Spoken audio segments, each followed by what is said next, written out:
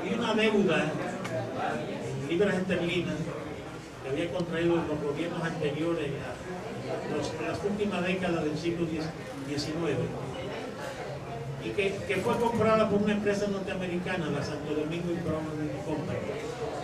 Compra esa deuda y el pretexto que usan los norteamericanos es que por una situación de inestabilidad política que vivía el país en ese tiempo, pues ni siquiera la aduana podía funcionar normalmente para pagar esa deuda, que era con fondos de los impuestos de importación y exportación que se pagaban.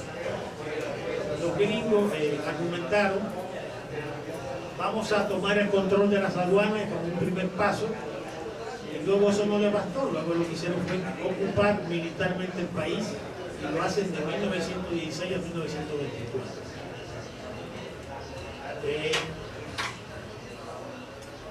Básicamente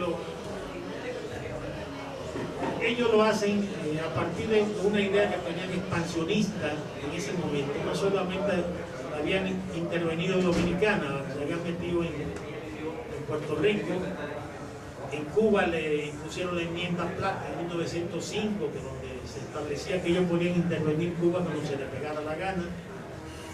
Y a partir de ese contexto que ellos se meten en el país, con un afán de buscar controlar alguna riqueza que tenía Dominicana. La intervención le permitió esas cosas. Lo que hicieron fue las mejores tierras que había en la zona este.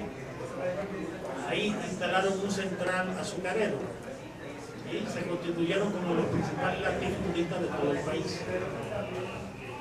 Esa intervención también trajo como fruto que las carreteras principales que conectaban la capital, que era Santo Domingo, con el norte, de la capital hacia el este y de la capital hacia el oeste. Esas grandes carreteras fue lo que impulsaron, pero básicamente buscaron una centralización de la administración pública, y lo que buscaban era: vamos a enseñarle a estos negritos comecocos, así refiriéndose a nosotros, a los dominicanos, cómo se administra un país, cómo se impone el orden para que no vuelva el caos a este país. Esas fueron las ideas de la intervención norteamericana.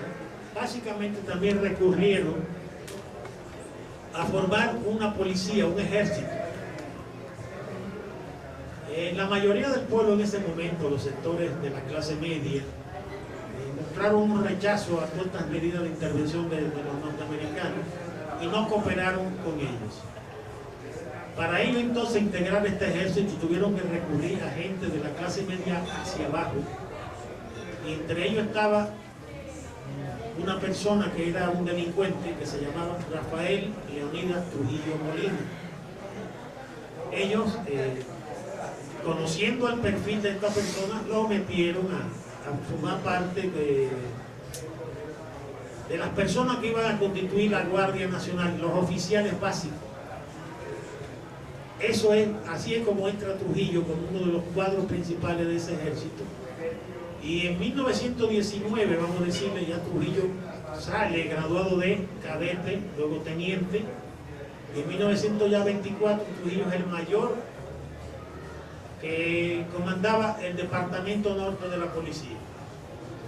Ya para 1927 ya no estaban los norteamericanos, pero Trujillo también era una persona inteligente y se había aliado con el partido de Vázquez, de Horacio Vázquez, que era uno de los caudillos de ese momento.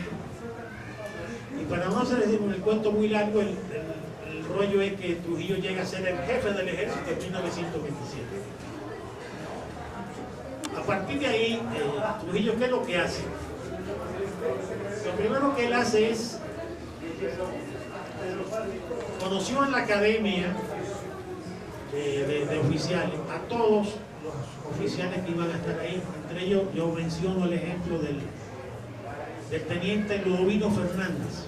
Le menciono porque ese es el papá del teniente, del coronel Fernández Domínguez. Ahí él conoció también al teniente Fausto Camaño. Este señor va a ser papá del coronel Francisco Camaño, que va a tener importancia fundamental en 1960 y pico. Trujillo lo que hace es que va aglutinando a todos estos oficiales, y como él era el jefe del ejército, los presionaba de múltiples maneras para someterlo bajo su control. Llega un momento que todos esos oficiales, para poder ascender, tenían que tener el visto bueno de Trujillo, si no, no había de piña. Después, ¿qué es lo que hace Trujillo? El control de... Él llega al poder en el año de 1930, con un chanchullo por ahí, y a través de un golpe de Estado se instaura en el poder de 1930, y a través de múltiples jugarretas, haciendo triquiñuelas, él se mantiene en el poder del 30 hasta 1961.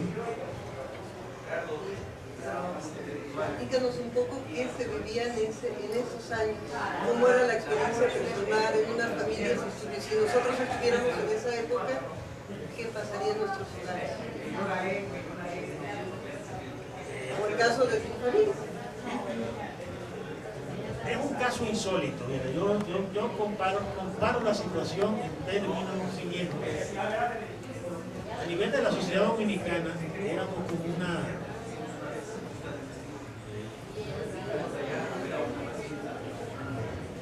una banda así de, ¿cómo se llama?, de animales, donde él nos tenía encerrados en un cerco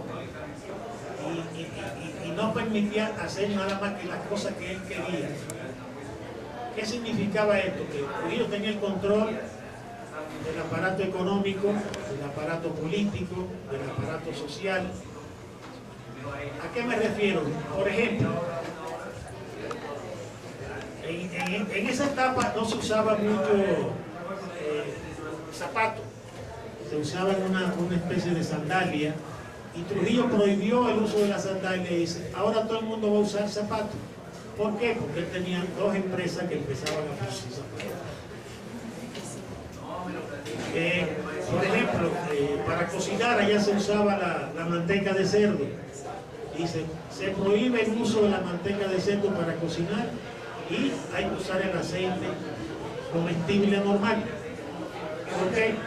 Porque Trujillo tenía dos fábricas para hacer aceite. Si nos podemos dar cuenta, a partir de eso, de los recursos y uso del Estado, Trujillo llega a avanzar una fortuna que se le estimaba entre 800 a 1.000 millones de dólares.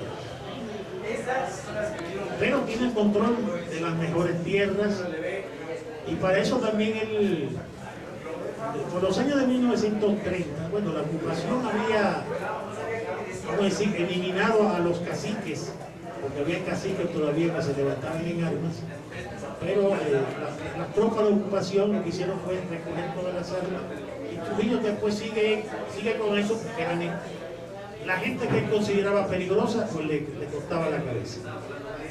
Quedaban 2 o 3 caciques, entre ellos estaba el Desiderio Arias, Cipriano Come, y él agarra y los mata, para que no tuvieran ningún tipo de oposición, ni peligro siquiera. A nivel también del ejército, hay un capitán por ahí, del departamento sur, que se le revela, y Trujillo lo que agarra es que lo agarró y lo mató a él y a varios oficiales. El control era materialmente absoluto, yo diría, de toda la sociedad dominicana. Lo que me pregunta aquí Silvia, llegaba hasta el extremo de en la casa, uno tenía que tener, en esta casa, Dios y Trujillo son los jefes. Y si uno no tenía eso, preso.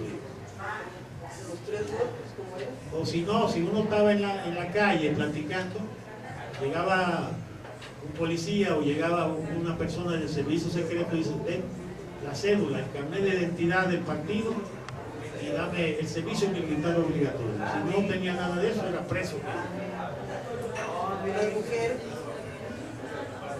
Con las mujeres también había problemas. Si había una muchacha